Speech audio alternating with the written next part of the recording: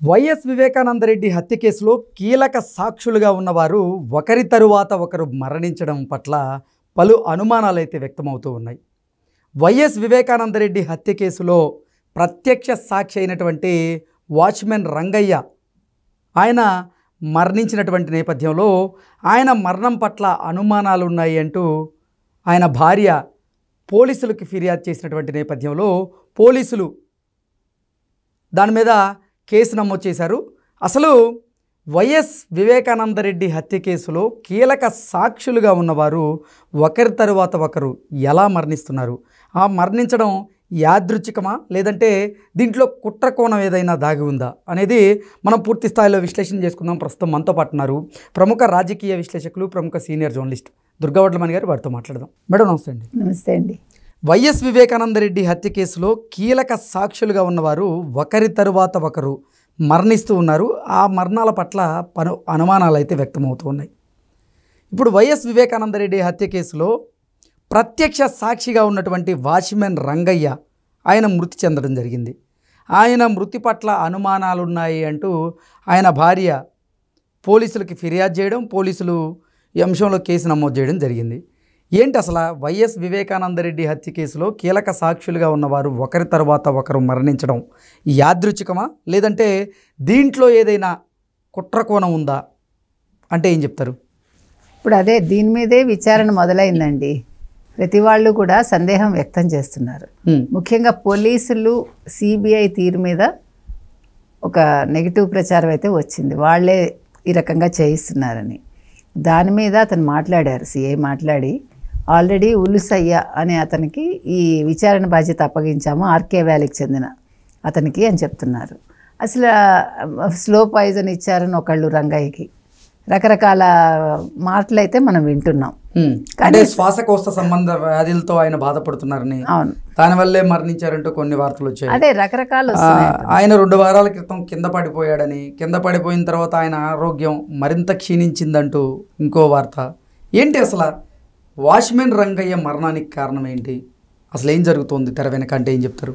వాళ్ళ మిస్సెస్ కూడా సుశీలమ్మ, రంగయ్య గారి భార్య, ఆవిడ కూడా ఇప్పుడు అనుమానం వ్యక్తం చేసింది. నా భర్తకి ఏమైనా స్లో పాయిజన్ పెట్టారా, నా భర్తకి అంటే ఈ రకంగా చనిపోవటం మీద ఆవిడ సందేహం వ్యక్తం చేస్తున్నారు. అయితే మనకి తెలుసు, అసలు మీరు అన్నట్టుగా శ్రీనివాసరెడ్డి ఫస్ట్ సాక్షి, ఆయన మరణించారు. గంగిరెడ్డి గారు, భారతిరెడ్డి తండ్రి, ఆయన డాక్టర్, ఆయన మరణించారు. అసలు ఈ కేసులో వాంగ్మూలం ఇచ్చింది ఆయన, వాంగ్మూలం ఇచ్చింది ఆయన, కుట్లు వేసింది ఆయన. అభిషేక్ రెడ్డి దగ్గరుండి కుట్లు వేయించిన అభిషేక్ రెడ్డి చిన్నవాడు మరణించాడు ఇటీవల కాలంలో.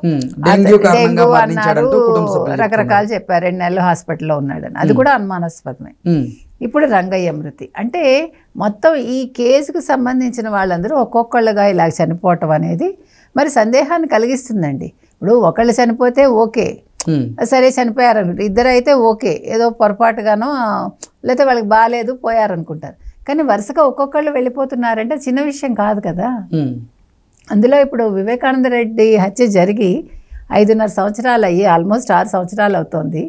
ఒక సొంత పెదనాన్న కొడుకు లేకపోతే వివేకానందరెడ్డి అన్న కొడుకు ముఖ్యమంత్రిగా పనిచేసి 5 ఏళ్ళు ఈ కేసును ఛేదించలేకపోయాడంటే మరి ఇంకా జగన్మోహన్ రెడ్డి ఏంటి, అతను ముఖ్యమంత్రిగా ఎందుకు పనిచేశాడు అని అందరూ అనుకుంటున్నారు. నీ సొంత చిన్నాన్న చనిపోతేనే నువ్వు దాన్ని తేల్చలేకపోయావు. నువ్వు మిగతా విషయాలు ఇప్పుడు అవినాష్ రెడ్డి దగ్గర సిబిఐ వచ్చేసరికి సిబిఐని ఆపిచ్చేస్తాడు. తనకి సంబంధించిన వాళ్ళు ఎవరు కూడా జైలుకి వెళ్లకుండా కాపాడుకుంటాడు. మరి వీళ్ళందరినీ కాపాడాలి కదా.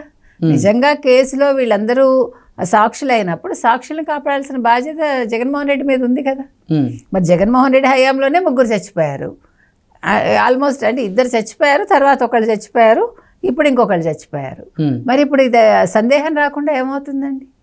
నువ్వు అసలు ఆ కేసును ఎలా తేల్చలేకపోయావు? నీ సొంత చెల్లెలు, తర్వాత నీ బాబాయ్ కూతురు సునీత నిన్ను అడిగారు కూడా, అన్న ఈ కేసు తేల్చన్నా అంటే నువ్వు అసలు అపాయింట్మెంట్ ఇవ్వడానికి ఒప్పుకోలేదు అప్పుడు. కాబట్టి ఇది సందేహంగానే ఉందండి ఈ మృతి కూడా. వివేకానందరెడ్డి హత్యను పెట్టుకుని ఒక ముఖ్యమంత్రి అయిన జగన్మోహన్ రెడ్డి వివేకానందరెడ్డి హత్య కేసులో ఎందుకు అతను ఇంట్రెస్ట్ చూపించలేదు దాన్ని ఛేదించడంలో, ఎందుకు సరైన వాళ్ళని అతను నియమించలేదు. సిబిఐ కానీ వివేకానంద రెడ్డి హత్య కేసును తప్పుదోవ పట్టించే ప్రయత్నం జరిగింది గతంలో. అందులో భాగంగానే నారాసుర రక్త చరిత్ర అనేటువంటి హెడ్డింగ్తో అసలు ఆ కేసునే తప్పుదోవ పట్టిస్తూ వేరే వాళ్ళ మీదకు మళ్లించేటువంటి ప్రయత్నం జరిగిందంటూ కూడా కొన్ని అది ఉన్న వాస్తవం. అది ఆ రోజు ఫుల్ యాడ్ ఇచ్చుకొని చంద్రబాబు నాయుడు ఫోటో పెట్టి నారాసుర రక్త చరిత్ర అని మీరు అన్నట్టుగా సాక్షిలో ఫుల్ పేజ్ యాడ్ ఫ్రంట్ పేజ్లో ఒక చంద్రబాబు నాయుడు ఫోటో, ఒక గొడ్డలికి ఇలాగ రక్తం బొట్టు బొట్టుగా కారుతూ ఒక యాడ్ ఇచ్చుకుని దాంతో కూడా ఆయన నెగ్గాడుగా. ఆయన నెగ్గడంలో అది కూడా పాత్ర పోషించింది కదా. గొడ్డలి పోషించింది, చంద్రబాబు నాయుడు గారు పోషించారు. సరే, బాబాయ్ హత్య అలాగా పోషించింది.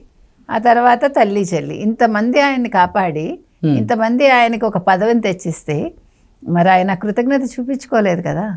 ఇప్పటికి కూడా బాబాయ్ హత్య గురించి మాట్లాడ్డు ఎక్కడా కూడా. అసలు ఆ ప్రస్తావనే తీసుకురాడు ఆయన ఏ సభలో కూడా.